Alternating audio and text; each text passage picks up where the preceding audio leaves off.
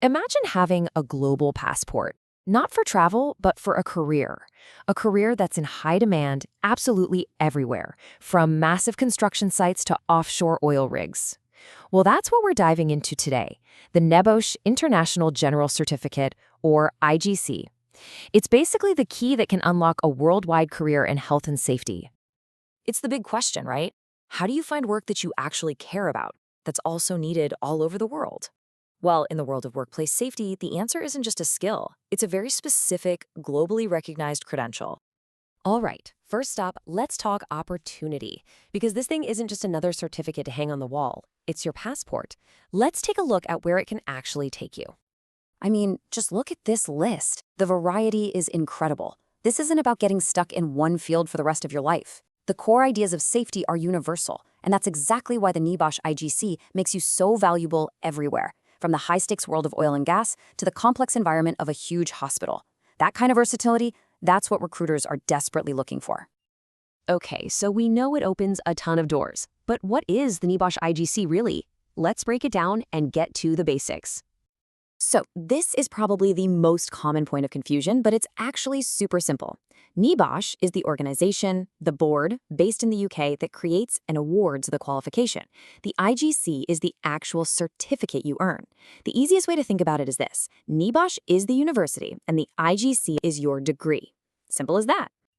And your path to getting that qualification is a really clear two-part journey. It all starts with the theory, the why and the how in Unit IG1.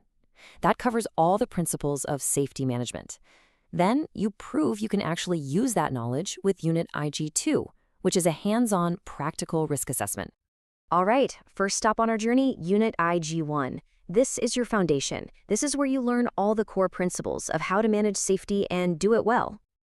You can really think of IG1 as learning the why and the how.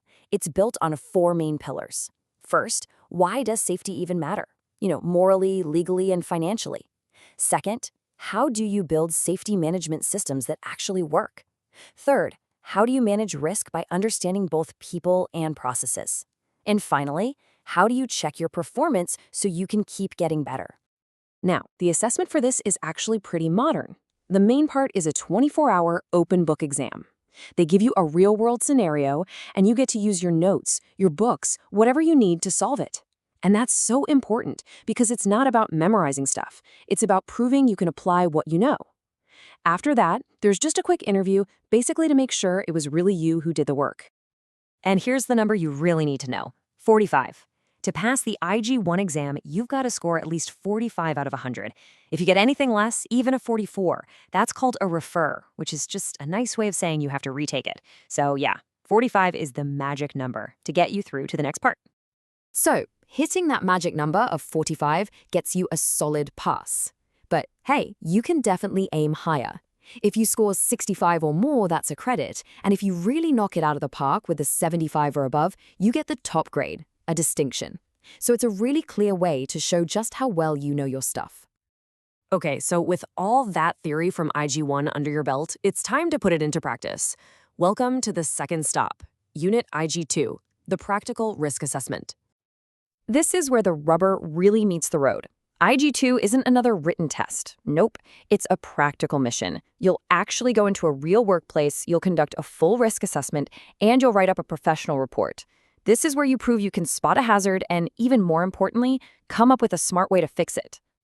And your report follows a super clear 4-part structure. You start by explaining your method. Then you get into the details of your actual observations, what risks you found. The most important part is step 3, where you propose real actions and explain why they're the right call. And finally, you'll lay out a plan for how to review and communicate your findings, which, closes the whole safety loop. Now, to make sure you have a really broad understanding, NEBOSH wants you to find at least 10 different hazards. And they can't all be the same type of thing. They have to come from at least 5 of these 7 different categories. This forces you to look at everything, from the obvious stuff like fire and electricity to musculoskeletal issues and even psychological health. It ensures you are a really well-rounded safety pro. So, you've passed the exam, you've aced the assessment. What's the big payoff? Let's circle all the way back to the most important question. What does this mean for your future? When it comes right down to it, the real power of this qualification is one thing: options. It doesn't just open one door for you, it opens dozens. It gives you a much, much bigger job spectrum to choose from. So, remember all those industries we talked about at the very beginning? Construction, oil and gas, facility management? Well, with this certificate, those are now your potential workplaces. Your skills are in serious demand across all these exciting fields, and the IAGC is the key that gets you in. So we've seen the path, right? It's a clear, structured journey to a global career that actually makes a real difference. The opportunities are out there, and the demand is absolutely real. So the final question really isn't about the qualification at all. It's about you. Is a career in safety your next move?